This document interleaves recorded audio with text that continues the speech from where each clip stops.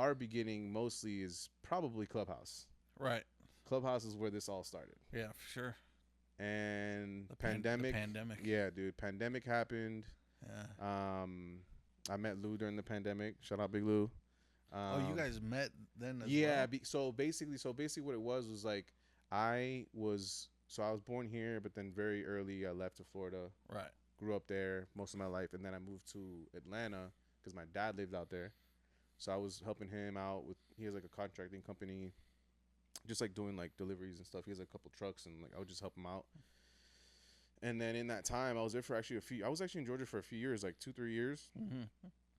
And then basically, Nico hit me up, like year like 3-ish when I was in Atlanta, and he was like, "Hey, I know you're releasing music and you're like doing your artist thing, but like I know someone who like needs help or whatever. So go to this studio in Atlanta and help this guy out." Oh, wow. Lo and behold, Big Lou. Shout out to Louisville. Shout out to Louisville. Shout out to the connector of human beings. But he so that's where I met him, and then we started working at, the studio, like doing a bunch of stuff. I kind of took a back seat on like the artist stuff, like making music. Then I'm like, I kind of want to shift into like content or whatever. So that's kind of where like the shift happened of like, maybe this artist stuff is like, maybe I can like pivot, do something different. And that's when I got into content. But yeah, so basically through that journey, I'm not sure who started. I think it was like Lou and Nico. I think it was Lou originally, and then he started like spreading the seed out. But he was like, we need to do something. Let's get on this Clubhouse app. In the beginning, dude, it was pandemonium. Yeah. We were just on there just to like. Oh yeah, I mean the government shut us down. We couldn't go anywhere. Yeah. Nobody was working, so bro, why not be in a chat room with open mics where you can just go crazy and goof off or talk serious. Oh, dude, it was. So basically, that's what happened. We were doing sometimes like 6 hours. Oh, bro, or more. So basically, industry swap meet started. We got that going. And just a little tidbit for that.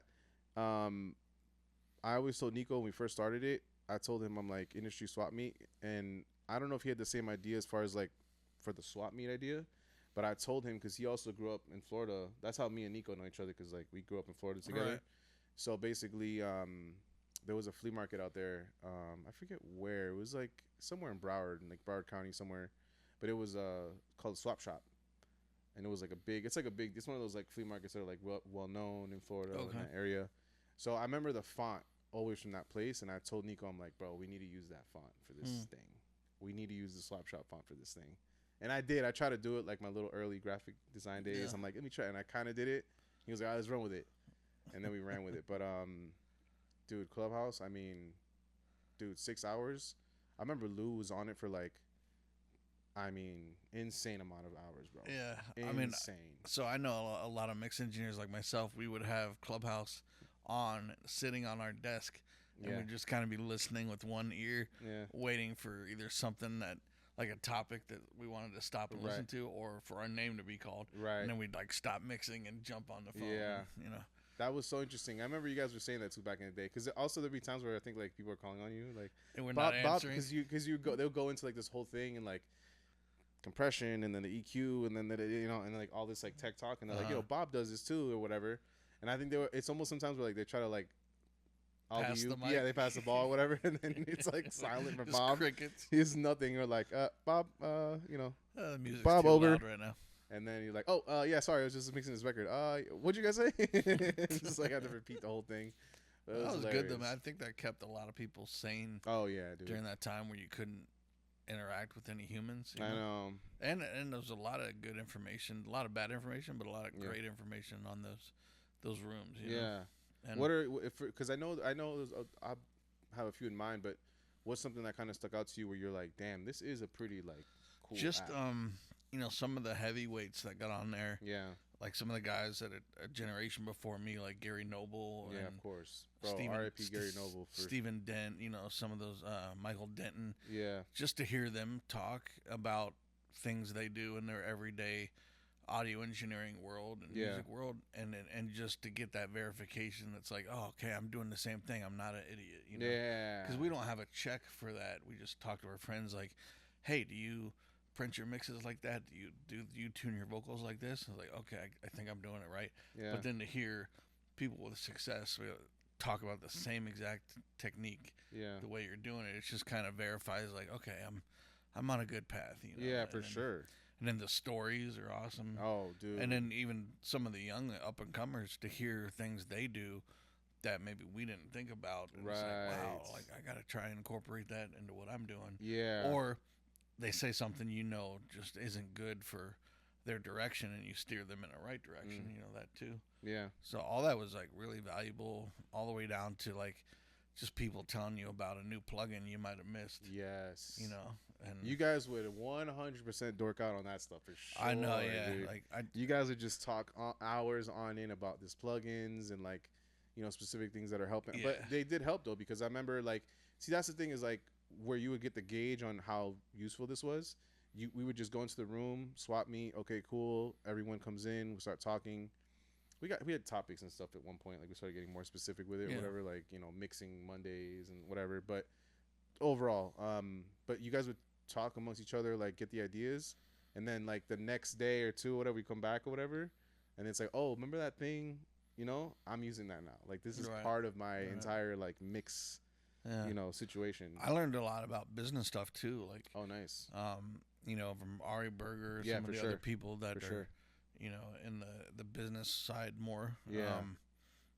Yeah, there was so much to learn on that app. It was great, and then they opened the country back up, and we all went back to work. Dude, it was almost like it was kind of bittersweet, because it was cool, because outside of like the, you know, all the, you know, tech talk and, you know, all that kind of stuff, like I remember even like getting off the app a few times, like kind of emotional, because like, you know, there'd be like, I think we were all kind of like, you know, going through it together, so that's what made it cool. Like on Clubhouse, it's like we're all in this thing together, and yeah, they were like very heartfelt conversations too about life and stuff, and I was like, damn, dude, like this just got real deep, you know. Like you know, artists and their journeys and like things they've gone through, which definitely not gonna even speak on some of that stuff, but like it was real stuff. It was like, damn, dude, like for sure, I didn't even, you always hear about these things, you know, but you don't know, you know, that it's happening or whatever. And you know, there's like weird predatory behaviors, like certain, you know,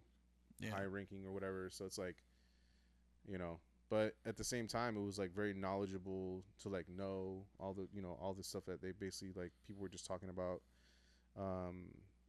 You know, whether it be music stuff, music related, or just life stuff, it was just cool. I think it was a good moment. I think it was good. Yeah, you're right. It was good for all of us, dude. Like it was nice because the rooms would start out very like official, and you know, the most amount of people would be there in the beginning, and we would run it like, you know, like it was an official thing. It was a tight ship. Yeah. 2 hours later, as it kind of winded down and people would leave, then like there was a core that would be left over of like 6 to 10 people, and then it would get a little more buddy and same topics and stuff, but it'd be a little more looser. It was cool to have both, you know? It was, dude. It was. And also too, like the time, it was so crazy because like we talk about the hours we put on that app at the time. It's like I was on the East Coast, you know what I mean? So it was like 4 a.m. or whatever. Yeah. And everyone's like, hey, it's like 1 over here in the, you know, West Coast. I'll see you.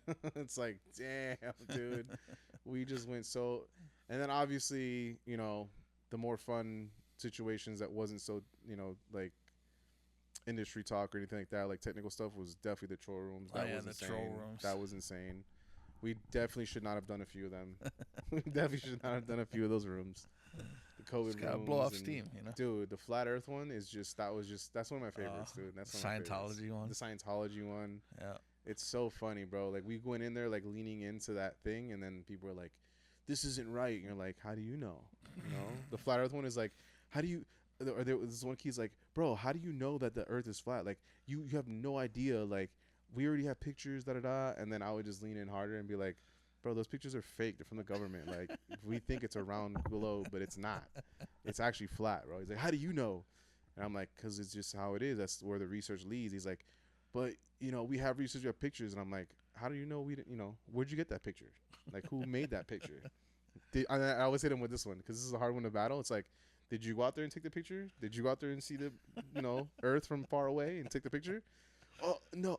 I'm like, yeah, okay, so what are you telling me then, bro? Like, what are you? And then he would do the same thing back to me. I'm like, I don't know, man. All I know is that we are on a flat place, man. That's all I know. Oh, dude, it was so funny getting people riled up. It was so funny.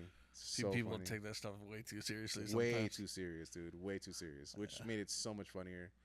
We would all go in and just, So those are good times. Those are good times. Those are good days, man. Especially days. During all the stress of COVID. It's it's good to let off steam like that. Oh, dude, it was great, man. I think it was something that we were just there for it, man. I mean, it showed we did it basically every day. Yeah. Basically. Oh yeah, I mean, like Monday to Friday at least or something. Like we had. I would at least check in on the app. Like the cool thing is you open it, you immediately see your friends. Yeah. And who's on or not. So I'd, open it at 3 p.m. I don't see anybody. Close it, and then 8 p.m. open it. Hey, there's somebody. I'll jump in. Yeah. While I'm doing this thing that I don't need to listen to the speakers for. True. And then like, okay, guys, I gotta go. And peace. You don't go. You just mute your mic. And yeah. Yeah. But definitely some wasted time too. Oh yeah, for sure. Definitely for sure. Some of my 8-hour sessions turned into like 14-hour sessions. yeah. You have like deadlines looming. You're like, why? Right. Why did I just join this room till like 6 a.m? Right. What were we doing in there? Exactly. And you look back and you're like, we really were doing absolutely nothing. Right. And just talking about who knows what at that point. Because once like industry swap meet ended, we had like the little after room or whatever. It's like, all right, the room's officially over. Let's jump in over here. Yeah. Let's have some fun. Yeah, dude. Clubhouse, man. What an era that was. Yeah. What an era that was.